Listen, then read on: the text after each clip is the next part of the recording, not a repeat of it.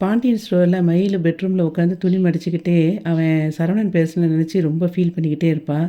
அவன் சொன்னது ஒவ்வொன்றா கோயிலில் சொன்னது எல்லாமே ஞாபகத்துக்கு வரும் மயிலுக்கு. அப்போ அழுதுட்டு ஏங்கி இருப்பா. அப்போ உள்ளே அவள் தங்கச்சி வருவா.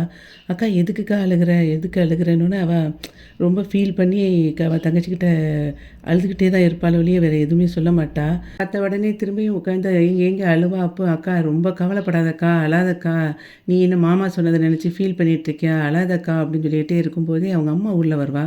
உள்ளே வந்த உடனே என்ன அழ ஆரம்பிச்சிட்டாளா, இவளுக்கு அழுகிறத தவிர வேறு என்ன தெரியும், புருஷன் வீட்டிலேருந்து யாரும் கூப்பிட வரலேன்ட்டு ஃபீல் பண்ணுறியாக்கும் அப்படின்னு சொல்லிட்டு ஒன்று ஒன்றா சொல்லி மயிலர் மேலும் கஷ்டப்படுத்திக்கிட்டே இருப்பா. அப்போ அவள் தங்கச்சி ஏம்மா அவனால் சும்மாவே இருக்க முடியாதா, அவளே ஏற்கனவே அழுதுகிட்டு இருக்கா, அவளை போய் உட்காந்து கஷ்டப்படுத்திக்கிட்டு இருக்க, உன்னால் அவளை கஷ்டப்படுத்தாமல் குத்தி குத்தி பேசாமல் இருக்க முடியாதா அப்படின்னு சொன்ன உடனே அதுக்கு அவங்க அம்மா சொல்லுவா, இவளுக்கு அழுகிறத தவிர வேறு ஒன்றும் தெரியாதுன்னு உங்கள் அக்கா காரிக்கு, நான் இதில் வேறு ஏதாவது உனக்கு பேசினா ஒரு கோவம் வருதாக்கும், நீனாச்சு உங்கள் அக்கா வச்சின்னு சொல்லிட்டு அவங்க அம்மா வெளியே போயிடுவா.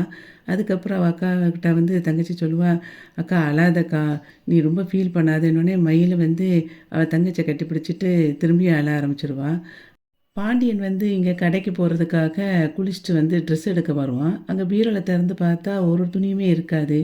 என்னடா இது நம்ம ஒரு வேஷ்டியும் காணும், சட்டையும் காணும், எல்லாம் எங்கே இருக்குது அப்படின்னு சொல்லிட்டு அழுக்கு கூடையை பார்ப்பேன். எல்லாம் அழுக்கு கூடைக்குள்ளே நிறைஞ்சிருக்கும். ஹேங்கரில் தொங்குறதும் அழுக்காக இருக்கும்.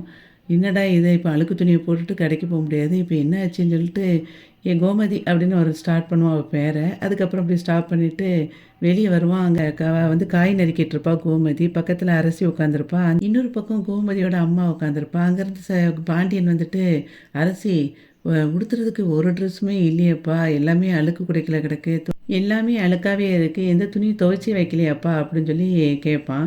அதுக்கு உடனே கோமதி கிட்ட அவங்க அம்மாட்ட கேட்பா, அரசி ஏம்மா அப்பாவுக்கு துணியே இல்லையாமே, துவைக்கலையா அப்படின்னு சொல்லி கேட்பா. அதுக்கு கோமதி அவர் ரொம்ப அசால்ட்டாக, என்கிட்ட யாரும் துணி துவைக்க சொல்லலை அப்படின்னு சொல்லிடுவா. அரசி சொல்லுவா, ஏம்மா அப்பா சொன்னாதான் நீ துவைப்பியா, நீ துவைச்சி வைக்க வேண்டாமா அப்படின்னு சொல்லி அவள் கேட்பா. நான் எதுக்கிட்டே துவைக்கணும், என்கிட்ட சொல்ல ஒரு மாதிரி இருக்குன்னா நான் எப்படி துவைக்க முடியும், என்கிட்ட சொல்லாமல் எந்த வேலையும் நீ இப்போ செய்ய போகிறது கிடையாது அப்படின்னு சொல்லிகிட்ருப்பா. அப்போது பாண்டியன் சொல்லுவான், எங்களுக்கும் துணி துவைக்க தெரியும், ஒன்று யார் எனக்கு துவைச்சி தர வேண்டாம்னு சொல்லிட்டு நேராக போவான். போயிட்டு அவளை துணி எடுத்துகிட்டு துவைக்க போவான். சரவணன் அங்கேருந்து வருவான். என்னம்மா இங்கே நடக்குது, அப்பா ஏன் இப்படி பண்ணிக்கிட்டு இருக்க அப்படின்னு சொல்லிட்டு இருப்பான். அதுக்கு அவள் சொல்லுவா, உங்கள் அப்பா பண்ணுறதெல்லாம் உங்களுக்கு தெரிய மாட்டேக்கா அப்படின்னு சொல்லிட்டு ஃபீல் பண்ணி சொல்லுவா கோமதி. அதுக்குள்ளே பாண்டியன் ட்ரெஸ் எடுத்துகிட்டு போவான். போகும்போது இப்போ கொண்டாங்கப்பா நான் துவைச்சி தரேன் அப்படின்னு சொல்லிட்டு சரவணன் சொல்லுவான். அதுக்கு பாண்டியன், அதெல்லாம் தேவையில்லை, நீ போய் நான் துணியை துவைச்சிட்டு இருந்தானா கடையை யார் திறக்கிறது, நீ போய் கடையை தர, நான் துணியை துவைச்சிக்கிறேன்ட்டு எடுத்துகிட்டு போவோம். அப்போ அரசி ஓடி வருவா. அரசி அப்போ நான் துவைச்சி தரேன்ப்பா உங்களுக்கு அப்படின்னு சொல்லி கேட்பா. அதுக்கு பாண்டியன் சொல்லுவான், நீ துணியை துவைச்சிட்டு இருந்தா அப்புறம் காலேஜுக்கு எப்படி போகிறது, நீ போ நான் பார்த்துக்கிறேன் அப்படின்னு சொல்லிட்டு நீ படிக்கிற வேலையை மட்டும் பாருன்னு சொல்லிட்டு எடுத்துகிட்டு போயிடுவான். அப்போது அரசி அவங்க அம்மாட்ட சொல்லுவான், ஏம்மா நீ ரொம்ப ஓவராக தான் பண்ணிக்கிட்டு இருக்க, இது சரியில்லை அப்படின்னு சொல்லிட்டு திட்டிக்கிட்டு இருப்பா. அதுக்கப்புறம் பார்த்தா அங்கே போய் துணியை துவைக்க கல்லில் வச்சு தேய்ச்சிட்டு இருப்பான். உடனே கோமதி ஓடி போய் அதை பார்க்க போவாள். பாண்டியன் ஒரு துணியை உட்காந்து துவைச்சிட்டு இருக்கும்போதே அப்படியே குறுக்கு நடிக்க அப்படியே நெஞ்சிக்கிட்டு இருப்பான். அப்போ நினைப்பான், எப்பா ஒரு துணியை துவைக்கிறதுக்குள்ளே போதும் போதும் ஆயிரும் போலையே, துணி துவைக்கிற வேலையும் பயங்கரமான கஷ்டமான வேலை தான் போல் அப்படின்னு சொல்லிட்டு புலம்பிக்கிட்டே துணியை துவைச்சிட்ருப்பான். இவ்வளோ துணியை துவைக்கிறதுமே எப்படி தான் துவைக்க போகிறனோ தெரியலையே அப்படின்னு சொல்லிட்டு துவைச்சிட்டு இருக்கும்போதே அங்கேருந்து கோமதி பார்த்து சிரிச்சுக்கிட்டே இருப்பாள். கோமதி நினைப்பா, இருக்கட்டும் நல்லா வேலை செய்யட்டும், வழி தெரிஞ்சால் தான் அவர் என்னைய கோமதின்னு சொல்லி கூப்பிடுவார், அப்போமாவது கூப்பிட்றாரா இல்லையான்னு பார்ப்போம் அப்படின்னு சொல்லிட்டு அவள் பாட்டுக்கு போயிடுவா. பாண்டியன் உள்ளே துவைச்சிட்டு வரும்போது அவங்க அம்மா சொல்லுவா, ஏன் தம்பி நீங்கள் உட்காந்து துணியை துவைச்சிட்ருக்கீங்க அப்படின்னு சொல்லி சொல்லுவான். அதுக்கு பாண்டியன் சொல்லுவான், ஏத்த நான் அம்மா அப்பா இல்லாமல் வளர்ந்தவன் தானே, நான் அப்போல்லாம் எல்லா வேலையும் செய்யலையா, இப்போ எல்லாரையும் நம்பிக்கிட்டு தான் நான் இருக்க போகிறேன்னா, அதெல்லாம் தேவையே இல்லை, நான் என் வேலையை என்னால் செய்ய முடியும் அப்படின்னு சொல்லிட்டு அவன் பாட்டுக்கு பெட்ரூம்குள்ளே போயிடுவான். பெட்ரூமில் போயிட்டு யோசிப்பான், இந்த துணிலாம் எப்போ காய போகுதோ தெரியலை, நான் எப்போ அதை உடுத்தணும்னு தெரியலையே அப்படின்னு சொல்லிட்டு யோசிச்சுட்ருப்பான். காந்திமதி அவங்க அம்மா கோமதிட்ட சொல்லுவா, ஏண்டி நீ செய்கிறதெல்லாம் கரெக்டாக இருக்கா, நீ பண்ணுறது சரியே இல்லை அப்படின்னு சொல்லிட்டு இனிமே இந்த துணிய காய்ஞ்சி நான் போட்டுட்டு போனா கடைக்கே போக முடியாது அப்படின்னு சொல்லிட்டு திரும்ப பீரோல எடுத்து பார்ப்போம். அது ஒரு கலர் ஷர்ட் இருக்கும். அந்த ஷர்ட் எடுத்து போட்டுட்டு வெளிய வருவான். வெளிய வந்துட்டு அவங்க அம்மா கிட்ட, "அத்த நான் போயிட்டு வரேன்னு" சொல்லிட்டு அங்க பாப்பா அவ கோமதி அங்க அந்த பூஜை ரூம்ல நின்னுட்டு ஆக்ட் பண்ணிட்டுருப்பா. அதுக்கப்புறம் இவன் கிளம்பி போயிருவான். கிளம்பி போன பிறகு கோமதி அங்க வந்து திரும்ப வந்து உட்காருவா. அப்போ காந்திமதி சொல்லுவா, "ஏன்டி நீ பண்ணுறதெல்லாம் சரியா இருக்கா? இப்படி மாப்பிள்ளைகிட்ட வந்து நீ துணி துவைச்சு குடுத்தா என்ன? ஏன் இப்படி பேசாம இருக்க?" அப்படின்னு சொல்லி திட்டுவா. அப்போ கோமதி சொல்லுவா, "ஏம்மா உனக்கு புரியுதா? நான் பேசாம இருக்கிறதுன்னு சொல்லிட்டு நீ யோசிக்கிறியா? அவரு இன்னும் வரைக்கும் என் பேர சொல்லி கூப்பிடணும், கொஞ்சமாவது பேசணும்னு யோசிக்கிறாரா? நான் இப்படி இருந்தா தான் அவரு என்கிட்ட பேசுவாரு. நீ கொஞ்ச நேரம் சும்மா இரு" அப்படின்னு சொல்லிட்டு அவங்க அம்மாட்ட சொல்லுவா. அதுக்கு வந்து காந்திமதி சொல்லுவா, "இங்க பாரு நீ இப்படி பண்ணுறது எனக்கு சரியாவே தெரியல. இது எங்கே கொண்டு போய் முடியுமோன்னு தெரியல" அப்படின்னு சொல்லிட்டு இருப்பா காந்திமதி. செந்தில் ஆஃபீஸில் உட்காந்து வேலை பார்த்துட்டு இருப்பான். அப்போ வேலை பார்த்துட்டு இருக்கும்போது அவங்க மாமனார் சொன்னது ஞாபகத்துக்கு வரும். எல்லார்ட்டயும் வந்து ஒரு கமிஷனை அப்படி வந்து வாங்கினா தான் நம்ம வாழ்க்கையில் முன்னேற முடியும் அப்படி சொன்னது. அப்படியே யோசிச்சுட்டே இருக்கும்போதே அவர் வாய்ஸ் நோட் போட்டிருப்பாரு அவங்க மாமனார். மாப்பிள்ளை இன்னும் கொஞ்ச நேரத்தில் நான் சொன்ன ஒரு ஆள் வந்துருவார். அவருக்கு வேலையை முடிச்சு கொடுத்துட்டு நீங்கள் எல்லாமே வாங்கிக்கோங்க அப்படிங்கிற மாதிரி. அத கேட்டுட்டு அப்படியே படபடப்பா உட்காந்துருப்பான். அதுவும் அங்கேருந்து வந்துட்டு, "சார் உங்க மாமா சொல்லி ஒரு ஆள் வந்திருக்காரு" அப்படின்னு சொல்லி சொல்லுவான். சரின்ட்டு வர சொல்லு அப்படின்னு சொல்லி சொல்லும்போது அங்கேருந்து வருவார் அவரு. அப்போ எப்படியாவது எனக்கு இந்த வேலைய முடிச்சு குடுத்துருங்க. டாக்குமெண்ட் மட்டும் இல்ல அப்படின்னு சொல்லி சொல்லுவான். டாக்குமெண்ட் இல்லாம எப்படி முடிக்க முடியும்னு திரும்பியும் சரவணன் கேட்கும்போது, அந்த பியூன் சொல்லுவான், "சார் இங்க எல்லாரும் அப்படித்தான். நீங்க பாட்டுக்கு அதெல்லாம் ஒண்ணும் பண்ணாதீங்க. நீங்க பாட்டுக்கு அந்த சீனியர் ஆஃபீஸர போங்க, கூட்டிட்டு போங்க" அப்படின்னு சொல்லி சொல்லுவான். சரி வாங்கன்னு சொல்லிட்டு இவன் அவன கூட்டிட்டு போவான். அவரும் அங்க எல்லாம் பேசிட்டு சரின்னு ஓகே சொல்லிருவாரு. ஓகே சொல்லிட்டு, "நீங்க இவர்ட்ட மத்த டீட்டெயில பேசுங்கன்னு" சொல்லிட்டு அனுப்பி விட்டுருவாரு. வெளிய வந்தோனே செந்தில் பியூன்ட்ட சொல்லுவான், "என்ன என்னைய போய் அவர்ட்ட பேச சொல்றாரு எல்லாத்தையும்" அப்படின்னு சொல்லி ஃபீல் பண்ணுவான். அப்போ "இங்க எல்லாமே அப்படிதான் சார். அவர் பேச மாட்டாரு. நம்ம தான் பேசணும். நீங்க ஒண்ணும் பேச வேண்டாம். நான் பேசுறேன்" அப்படின்னு சொல்லிட்டு பியூனு அந்த அவர கூட்டிட்டு போய் அங்க உட்காந்து பேசிட்டு இருப்பான். அப்போ செந்தில் வந்து ரொம்ப ஷாக் ஆகி பார்த்துக்கிட்டே இருப்பான். டீ கடையில ராஜியும், கதிரும் காஃபி குடிச்சிட்டு இருப்பாங்க. காஃபி குடிச்சிட்டு இருக்கும்போது கதிர் கேட்பான், "என்ன ஒரு மாரி டல்லாவே இருக்கிற? உன்னைய பார்த்தா கோச்சிங் கிளாஸ்ல போய் படிச்சுட்டு வந்த மாரி தெரியல. ஏதோ ஒரு 10 வீட்ல வேலை பார்த்த மாதிரி ஃபீல் ஆகுது உனக்கு உன்னைய பார்க்கும்போது" அப்படின்னு கதிர் சொல்லுவான். அதுக்கு அவ சொல்லுவா, "10 வீட்டு வேலைய கூட பார்த்துடலாம் போல. இந்த கோச்சிங் கிளாஸ்க்கு போயிட்டு வர்றது தான் கொஞ்சம் கடுப்பா இருக்கு. நீ வேற ரூ. 1,00,000 கட்டிட்டியா? அதான் என்னன்னு பார்க்க. இப்ப அது மட்டும் இல்லைன்னு நெனச்சுக்கோயேன், பெசாட்ல கோச்சிங் கிளாஸே போக வேண்டாம்னு வீட்ல இருந்திருப்பேன்" அப்படின்னு சொன்ன உடனே கதிர் வந்து டென்ஷன் ஆயிருவான். "நீ ஒண்ணும் அப்படி ஒண்ணும் கோச்சிங் கிளாஸ்க்குலாம் போக வேண்டாம் எனக்காக" அப்படின்னு சொல்லி டென்ஷன் ஆயிருவான். உடனே அதுக்கு வந்து ராஜி சொல்லுவா, "இப்ப ஏன் நீ டென்ஷன் ஆகுற? நான் நார்மலா தானே பேசுறேன்" அப்படின்னு சொல்லி அவ சொல்லுவா. "அப்படிலாம் நீ பேசுற மாரி எனக்கு ஃபீல் ஆகல. என்னமோ நான் ரூபா கட்டி எனக்காக போய் படிக்கிற மாரி இருக்கு. நீ ஒண்ணும் அப்படி ஒண்ணும் படிச்சு எனக்காக ஒண்ணும் படிக்க வேண்டாம்" அப்படின்னு சொல்லிட்டு 2 பேரும் ஆர்க்யூ பண்ணுவாங்க. "நீ நாளையிலேருந்து கோச்சிங் கிளாஸ்க்கும் போக வேண்டாம். நான் காசு கட்டிட்டேன்னு கவலையும் பட வேண்டாம்ன்னு" ரொம்ப டென்ஷனாகி திரும்ப திரும்ப பேசினோனே, "நான் சொல்கிறத நீ புரிஞ்சிக்கவே மாட்டேக்கியே" அப்படின்னு சொல்லிட்டு இவ டென்ஷன் ஆகி காஃபி அங்கே வச்சுட்டு கிளம்பிருவா. அப்போ கிளம்ப போகும்போது, "எதுக்கு எங்கே கிளம்புற?" அப்படின்னு சொல்லிட்டு கதிர் கேட்பான். "ஆமா நானே போய்க்கிறேன். நீ ஒண்ணும் எனக்காக ஒண்ணும் கவலைப்பட வேண்டாம்" அப்படின்னு சொல்லி சொல்லும்போது, "இரு வண்டியில கொண்டு விடுறேன்பான்." "நான் எனக்கு போக தெரியும். பஸ்ஸில் போவேன், இல்லை நடந்து போவேன்னு" சொல்லிட்டு அவ பாட்டுக்கு கிளம்பிருவா. அப்புறம் கிளம்பிட்டு போன பிறகு நைட் ஆயிரும். நைட்டு வந்து வீட்ல ரூம்ல உட்காந்துட்ருப்பா ராஜி. அப்போ கதிர் அங்கேருந்து வந்துட்டு அவ பக்கத்துல உட்காருவான். "நீ ஏன் இப்போ இப்படி கோவத்துல உட்காந்துருக்க?" அப்படின்னு சொல்லிட்டு அவன் கேட்பான். "பின்ன என்ன நீ மட்டும் என்ன ரொம்ப நல்லா பேசுனியா? நான் என்ன சொல்ல வந்தேன், நீ என்ன சொல்ல புரிஞ்சுக்கிட்ட" அப்படின்னு சொல்லிட்டு ஃபீல் பண்ணுவா. கதிர் சொல்லுவான், "நீ வந்து நான் காசு கட்டினதுக்காக நீ வந்து படிக்க வேண்டாமே அப்படின்னு சொல்லி தான் யோசிச்சேன். நீயா விரும்பி அத படிக்கணும். அப்பதான் உன்னோட ஆம்பிஷன வந்து நீ வந்து அடைய முடியும். அப்படிங்கிறதுக்காக தான் நான் சொன்னேன். உனக்கு உண்மைக்குமே வந்து ஐபிஎஸ் ஆகணும் ஆசை இருக்கா இல்லையா?" அப்படின்னு சொல்லி அவன் கேட்பான். "ஆமா, அது வந்து என்னோட கனவு தான்" அப்படின்னு சொல்லி அவ சொல்லுவா. அப்போ கனவுன்னு சொன்னா, நீ தானே அத வந்து முயற்சி எடுக்கணும். எந்த ஒரு விஷயமாவது நீயா எடுத்திருக்கியா? எல்லாமே நான் உன்ன புஷ் பண்ணி தான் உனக்கு சேர்த்து விட்டுருக்கேன். ஒரு கோச்சிங் சென்டரா இருக்கட்டும், எந்த விஷயமா இருந்தாலும் நான் தான் உனக்கு ஒவ்வொரு விஷயமும் ஸ்டெப் எடுத்திருக்கேனே ஒழிய, நீயா விரும்பி இத செய்யணும் அப்படின்னு சொல்லி சொல்லியிருக்கியா? அதனால நீ அந்த மாதிரி யோசிச்சு கவலைப்பட வேண்டாம். இப்போ வந்து ரூ. 1,00,000 போயிருச்சே அப்படின்னு சொல்லி ஏன் நீ ஃபீல் பண்ற? அதெல்லாம் நீ கவலைப்படாத. இப்போ எனக்கு திடீர்னு ஒரு உடம்பு சரியில்லாம போயிட்டுன்னு வச்சுக்கோயேன், நீ காசு செலவழிப்பியா? அல்லது எனக்கு உடம்பு சரியில்லாம போயிட்டேன்னு கஷ்டப்படுவியா?" அப்படின்னு சொல்லிட்டு அவன் கேட்பான். அது எப்படி நான் கஷ்டப்படுவேன் அப்படின்னு சொல்லி சொல்லுவான். உனக்கு உடம்பு சரியில்லைன்னா உன்னைய கவனிக்கிறதுல தானே நான் பார்ப்பேன் அப்படின்னு சொல்லிட்டு சொல்லுவா. அதுக்கு அவன் சொல்லுவான், அப்போ அந்த காசை நினைக்க மாட்டீல்ல, அந்த மாதிரி இந்த 1,00,000மும் எனக்கு வந்து ஏதாவது உடம்பு சரியில்லாமல் போனதுக்கு செலவழிச்சதா நினச்சிக்கோ, அதுக்காக ஃபீல் பண்ணாத அப்படின்னு சொல்லி அவன் சொல்லுவான். நீ நான் பேசுனதுக்கும் இதுவும் பேசுனதும் ஒன்றா, நீ சம்மந்தமே இல்லாமல் பேசிகிட்டு இருக்கேன்னு சொல்லிட்டு டென்ஷன் ஆகிட்டுருப்பா ராஜி. நீ ஐபிஎஸ் ஆன பிறகு நீ என்னெல்லாம் பண்ணுவேன்னு சொல்லிட்டு நான் வந்து கனவு கண்டுக்கிட்டு இருக்கேன். ஆனா, நீ அத யோசிக்கிற மாரி தெரியல. இனிமே நான் வந்து உன்ன கட்டாயப்படுத்த மாட்டேன். உனக்கு எப்போ என்ன தோணுதோ அத மட்டும் நீ பண்ணுன்னு சொல்லிட்டு விட்டுருவான் கதிரு. அதுக்கப்புறம் காலையில வந்து அலாரம் அடிக்கும். மணி 5 ஆயிரும். அப்போ ராஜி எந்திரி ராஜி நேரம் ஆகுது அப்படின்னு சொல்லிட்டு அவன் கதிர் எந்திரிப்பான். பக்கத்துல பார்த்தா ராஜி இருக்க மாட்டா. என்னடா ராஜிய காணுமேன்னு சொல்லிட்டு அப்படியே பையன் எந்திரிச்சு வெளிய போவான். வெளியவும் அவ இருக்க மாட்டா. அப்போ அவங்க அம்மாச்சி அங்கேருந்து வருவாங்க. அம்மாச்சிய பார்த்துட்டு, "குட் மார்னிங் அம்மாச்சி" அப்படின்னு சொல்லிட்டு இவன் சொல்லுவான். சரி அப்படின்னு சொல்லிட்டு, "நீ எப்போ அங்கேருந்து வந்த?" அப்படின்னு சொல்லி கேட்பா அவங்க அம்மாச்சி. "நான் எங்கேருந்து வந்தேன்? நான் இப்போ தான் தூங்கிட்டு வெளியே வரேன்" அப்படின்னு சொல்லி கதிர் சொல்லுவான். "அப்போ நீ ராஜு கூட போகலையா?" அப்படின்னு அவங்க அம்மாச்சி கேட்பா. "ராஜு கூட போகலைன்னா, ராஜு எங்கே போயிருக்கா?" அப்படின்னு சொல்லி இவன் கேட்பான். அதுக்கு அவங்க அம்மாச்சி சொல்லுவா, "நான் 4 மணிக்கே எந்திரிச்சிட்டேன்ப்பா முழிப்பு தட்டிட்டு. சரின்ட்டு சோஃபால கொஞ்ச நேரம் உட்காந்துருப்பேங்கும்போது 4:30 மணி வாக்குல ராஜி வந்தா. வந்துட்டு வெளியே கிளம்புனா, எங்கேம்மா கிளம்புறேன்னு கேட்டேன். மைதானத்தில போய் ஓட போறேன் அப்படின்னு சொல்லி சொல்லிட்டு இருந்தா. அப்போ நீயும் சேர்ந்துல போயிருப்பேன்னு நினச்சேன் அப்படின்னு சொல்லி சொல்லிட்டு தனியாவா போயிருக்கான்னு ஃபீல் பண்ணுவான்.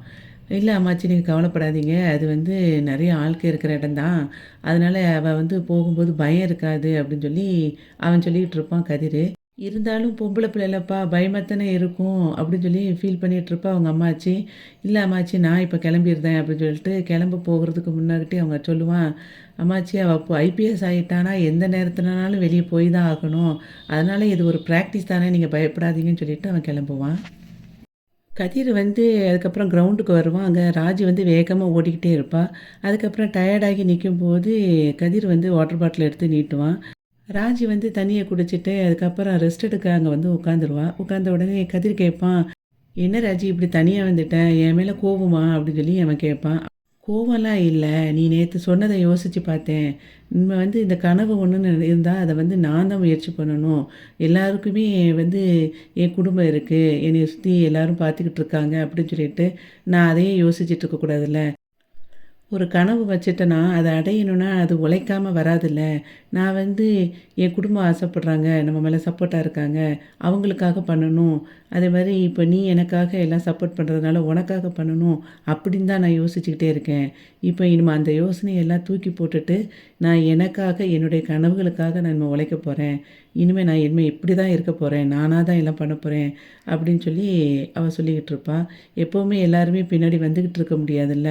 அதுக்கான முயற்சிய நான் மட்டுமே எடுக்க போறேன் அப்படின்னு சொல்லிட்டு ராஜி சொல்லிட்டுருப்பா. அப்போ வந்து கதிர் சொல்லுவான், "நீ பேசுறதெல்லாம் சந்தோஷமா தான் இருக்கு. ஆனா அது கோவத்துல எதுவும் சொல்றியா?" அப்படின்னு சொல்லி அவன் கேட்பான். அதுக்கு ராஜி சொல்லுவா, "எனக்கு யார் மேலேயும் கோவம் கிடையாது. நான் எதுக்கு கோவப்பட போறேன்?" அப்படின்னு சொல்லிட்டு எந்திரிச்சிட்டு கிளம்ப போவா. அப்போ இவன் கேட்பான், "என்ன திரும்பி ஓட போறியா?" அப்படின்னு சொல்லி அவன் கேட்பான். "ஆமா ஓடப்போறேன்" அப்படின்னு சொல்லிட்டு ராஜி சொல்லுவா. "அப்போ இரு நான் டைம் செட் பண்ணுறேன்" அப்படின்னு சொல்லி சொல்லுவான். "இல்ல நான் 2, 3 நாளா ரொம்ப நாளா ஓடாதனால எனக்கு வந்து இன்னைக்கு வந்து டைம் செட் பண்ண வேண்டாம். நாளைக்கு நானே செட் பண்ணி நானே ஓடிக்கிறேன்" அப்படின்னு சொல்லி சொல்லுவான். அப்போ நான் வந்து "எனக்கு எதுவும் பண்ண வேண்டாமா?" அப்படின்னு சொல்லி சொல்லும்போது, "இல்ல இனிமே நானே தான் என்னைய பார்த்துக்கிடுவேன். நானே எந்திரிச்சு நானே எல்லாம் ஓடி அப்படி பண்ணா தான் இனிமே அது சரியா இருக்கும்" அப்படின்னு சொல்லிட்டு ராஜி சொல்லிருவா. பஸ் ஸ்டாப்ல மீனாவும், மயிலும் நின்னுட்ருப்பாங்க. அப்போ மீனா அங்கங்க பார்த்துட்ருப்பா. அப்ப மயிலு கேட்பா, "என்ன மீனா பார்த்துக்கிட்டே இருக்கிற?" அப்படின்னு சொல்லி. அதுக்கு மீனா சொல்லுவா, "இந்நேரம் அவங்களும் ஆஃபீஸ்க்கு கிளம்பியிருப்பாங்க. அப்போ இப்படி கூட தான் வந்துருவாங்களோன்னு நான் பார்த்துக்கிட்டு இருக்கேன்." அப்படின்னு சொல்லிட்டு, "திருட்டுத்தனமா நம்ம 2 பேரும் பார்க்க வேண்டியிருக்கு பார்த்தீங்களா? லவ்வர்ஸ் மாதிரி." அப்படின்னு சொல்லுவா மீனா. எனக்கு புரியுது மீனா. என்னால உங்க 2 பேத்துக்கும் கஷ்டமாயிருமோ, எதுவும் பிரச்சனை வந்துருமோன்னு பயப்படுறேன். ஆனாலும் எனக்கு இருக்கிற ஒரே ஆறுதல் நீ மட்டும் தான். அதனால தான் நான் வந்தேன். நேத்து வந்து அவங்கள பார்த்தேன் அப்படின்னு சொல்லி சொல்லுவா. அதுக்கு மீனா சொல்லுவா, "யார் மாமாவையா?" அப்படின்னு சொல்லி கேட்பா. "ஆமா. நேத்து நான் உன்கிட்ட பேசி நான் அப்படியே நடந்து போய்க்கிட்டே இருக்கும்போது, அவங்கள ஒரு ரெஸ்டாரண்ட்ல பார்த்தேன். ஜூஸ் குடிச்சிக்கிட்டு இருந்தாங்க 2 பேரும் உட்காந்து" அப்படின்னு சொல்லி சொல்லுவா. "யார் கூடக்கா?" அப்படின்னு சொல்லி கேட்பா. ஃப்ரெண்டாக இருக்கும்க்கா அப்படின்னு சொல்லி சொல்லுவா மீனா. இல்லை ஃப்ரெண்டு மாதிரி தெரியல மீனா. எப்படி மீனா, ஒரு வாழ்க்கையில் இருந்து வெளியே வந்த உடனேயே இன்னொரு வாழ்க்கையை ஈஸியாக ஒருத்தங்களுக்கு தேட முடியுது. நான் வந்து அவர் மேலே உண்மையான பாசம் வச்சுருந்தேன். என் பாசத்தில் எந்த பொய்யும் கிடையாது. ஆனால் அவர் வந்து அவ்வளோ சந்தோஷமாக இருந்தார். உனக்கு தெரியுமா மீனா, நான் வந்து என்றைக்குமே அவரை வந்து இவ்வளோ சந்தோஷத்தில் நான் பார்த்ததே கிடையாது. அந்தளவுக்கு அவர் வந்து சந்தோஷமாக இருந்தார் அப்படின்னு சொல்லிட்டு ரொம்ப ஃபீல் பண்ணிகிட்ருப்பா. அதாவது ஒருத்திய விட்ட உடனே இன்னொரு பொண்ணு கூட எப்படி அவரால் மனசு மாறி பேச முடியுது அப்படின்னு சொல்லிகிட்டு இருப்பா மயில்.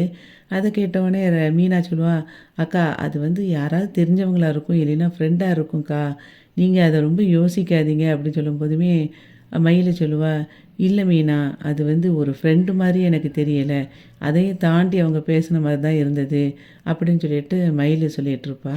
மயில் சொல்லுவா, நைட்டு ஃபுல்லாக எனக்கு தூக்கமே இல்லை. எனக்கு அவர் கூட அந்த பொண்ணு கூட பேசிகிட்டு இருந்தது தான் ஞாபகத்துக்கு வந்துக்கிட்டே இருந்தது. எனக்கு அது நினச்சி நினச்சி ரொம்ப கஷ்டமாக இருந்தது. மனசுக்குள்ளே ஒரு ஓரமாக ஒரு நம்பிக்கை இருந்துச்சு. அந்த நம்பிக்கை வந்து நேத்தோட சுக்குநூறாக உடஞ்சிருச்சு அப்படின்னு சொல்லி ஃபீல் பண்ணி பேசிகிட்ருப்பா. அதுக்கப்புறமும் சொல்லுவா, ஆனாலும் என்ன மாதிரி ஒரு பொண்ணு கூட அவ யார் தான் வாழ்வா அப்படின்னு சொல்லிட்டு மயில் சொல்லுவா. அதுக்கு மீனா சொல்லுவா, ஏக்கா உங்களுக்கு என்னக்கா குறைச்சல் அப்படின்னு சொல்லி அவள் கேட்பா. இல்லை மீனா, நான் வந்து என்னெல்லாம் பண்ணுனேன்னு எனக்கு தெரியும்ல, அப்படிங்கும்போது யார் என் கூட வாழ யோசிப்பா அப்படின்னு சொல்லிட்டு அதுக்கப்புறம் சொல்லுவா, சரி மீனா, எனக்கு நேரம் ஆயிட்டு, உனக்கும் வேலைக்கு நேரம் ஆயிட்டு, எனக்கும் நேரம் ஆயிட்டு, நான் கிளம்புறேன் அப்படின்னு சொல்லிட்டு இருப்பா. அதுக்கு மீனா சொல்லுவா, ஏக்கா நீங்கள் ஓகேவாக்கா அப்படின்னு சொல்லி கேட்பா. இல்லை மீனா, நான் ஓகேலாம் இல்லை, ஆனால் ஓகே ஆகிடுவேன், கிளம்புறேன் அப்படின்னு சொல்லிட்டு மயில் கிளம்பி போயிடுவா. அவள் அப்படியே யோசிச்சுட்டு மீனா அப்படி பார்த்துட்டே இருக்கும்போது பின்னாடி தோள்பட்டையில் ஒரு கையை வைக்கிற மாதிரி இருக்கும். டக்குன்னு திரும்பி பார்த்தா அதில் செந்தில் நிற்பான். உடனே மீனா சொல்லுவா, ஐயோ பயந்தே போயிட்டேன், நீங்களா அப்படின்னு சொல்லி கேட்டுட்ருக்கும்போதே செந்தில் சொல்லுவான், ஆமாம் நீ எனக்கு முன்னாடி எப்போவுமே கிளம்பி வந்துட்ட, இன்னுமா கிளம்பாமல் இருக்க, பஸ்ஸு வரலையா அப்படின்னு சொல்லி கேட்கும்போது பஸ் இன்னும் வரல அப்படின்னு சொல்லி இவ சொல்லுவா. அதுக்கப்புறம் அப்போ ஆட்டோ பிடிச்சாது போயிருக்கலாம்ல அப்படிங்கும்போது ஆட்டோவும் கிடைக்கல அப்படி சொல்லிட்டு மீனா திரும்ப சொல்லுவா, ஆமாம் இந்த ஆம்பளைங்கெல்லாம் எதுக்கு இப்படி இருக்கீங்க அப்படின்னு சொல்லி கேட்பான். எப்படி இருக்காங்க அப்படின்னு சொல்லிட்டு இவன் செந்தில் கேட்பான். உங்களுக்கெல்லாம் பொறுமையே கிடையாதா அப்படின்னு சொல்லிட்டு இவ கேட்பா. என்ன பொறுமை அப்படின்னு அவனும் கேட்பான். நான் 2 நாள் உங்ககிட்ட பேசாமல் இருந்தால் நீங்கள் என்ன பண்ணுவீங்க அப்படின்னு சொல்லி திரும்பியும் கேட்பா செந்திலை பார்த்து மீனா. இப்போ எதுக்கு இப்படி கேட்குறா அப்படின்னு அவன் மனசுக்குள்ளே நினச்சிட்டு, நீ ஏன்டி என்கிட்ட பேசாமல் இருக்க போகிற அப்படின்னு சொல்லிட்டு செந்தில் கேட்பான். இப்போ விஷயம் இல்லை, நான் பேசாமல் இருந்தால் நீங்கள் என்ன பண்ணுவீங்க அதை ஃபஸ்ட்டு சொல்லுங்கள் அப்படின்னு சொல்லிட்டு மீனா கேட்பா. இப்போ உடனே இவன் யோசிப்பான், ஏதாவது சொன்னாலும் இவ ஏதாவது சண்டை போடுவா, அதுக்கு பெசாட்டில் எதையாவது யோசிப்போம் அப்படின்னு சொல்லிட்டு, அதனால நீ என்கிட்ட பேசிட மாட்டியான்னு சொல்லிட்டு உன் மூஞ்சியே பார்த்துக்கிட்டு இருப்பேன் அப்படின்னு சொல்லிட்டு செந்தில் சொல்லுவான். மண்ணங்கெட்டி, நீங்கள் வந்து நான் 3 நாள் பேசலை அப்படின்னா 3ஆவது நாளே வேறு யாரையாவது பார்த்துட்டு போயிட்டே இருப்பீங்க அப்படி தானே, இதுதானே ஆம்பளைங்களோட குணம் அப்படின்னு சொல்லி சொல்லுவான் மீனா. அதுக்கு என்னடி பொசுக்குன்னு இப்படி சொல்லிட்ட என்னைய பார்த்து அப்படின்னு சொல்லிட்டு செந்தில் கேட்பான். என்னை பார்த்தா உனக்கு அப்படியாடி தெரியுது அப்படின்னு சொல்லி அவன் கேட்பான் செந்தில். அதுக்கு மீனா சொல்லுவா, எல்லா ஆம்பளைங்களையும் அப்படி தான், நீங்களாம் அப்படி தான் செய்வீங்க அப்படின்னு சொல்லி சொல்லிகிட்டு இருப்பா மீனா. அதுக்கு அவன் சொல்லுவான், ஏன்டி திடீர்னு இப்படியெல்லாம் யோசிச்சுட்டு இருக்க, முன்னாடி ஏதாவது ஒரு காரணத்தை சொல்லி திட்டுவேன், இப்போ என்ன காரணம்னே சொல்லாமல் திட்டிக்கிட்டு கிடைக்கியே, என்ன விஷயம் சொல்லிடி, என்ன நடந்துச்சு அப்படின்னு சொல்லி கேட்பான். இதை வேற உங்களுக்கு சொல்லணுமாக்கும், அதெல்லாம் ஒன்றும் சொல்ல முடியாது அப்படின்னு சொல்லிட்டு இந்த ஆம்பளைங்களே அப்படித்தான் அப்படின்னு சொல்லிட்டு இருக்கும்போதே அங்கேருந்து ஒரு ஆட்டோ வரும். ஆட்டோ வந்த உடனே ஆட்டோ அப்படின்னு சொல்லிட்டு கூட்டிட்டு ஏறிடுவா. அப்பவும் செந்தில் சொல்லுவான், ஏன்டி சொல்லிட்டு போடின்னு, அதெல்லாம் உங்களுக்கு சொல்ல முடியாது அப்படின்னு சொல்லிட்டு அவள் பாட்டுக்கு கிளம்பி ஆட்டோவில் போயிடுவா மீனா. இவ லூஸ் ஆயிட்டாளா அல்லது என்ன லூஸுன்னு நினச்சிட்டு பேசிகிட்டு இருக்காளா அப்படின்னு சொல்லிட்டு ஒன்றுமே புரியலையே அப்படின்னு செந்தில் யோசிக்கிற மாதிரி இன்றைக்கி பாண்டியன் ஸ்டோர் வந்து முடிஞ்சது. வீடியோவுக்கு ஒரு லைக் கொடுத்து சேனலை சப்ஸ்கிரைப் பண்ணுங்கள். நன்றி.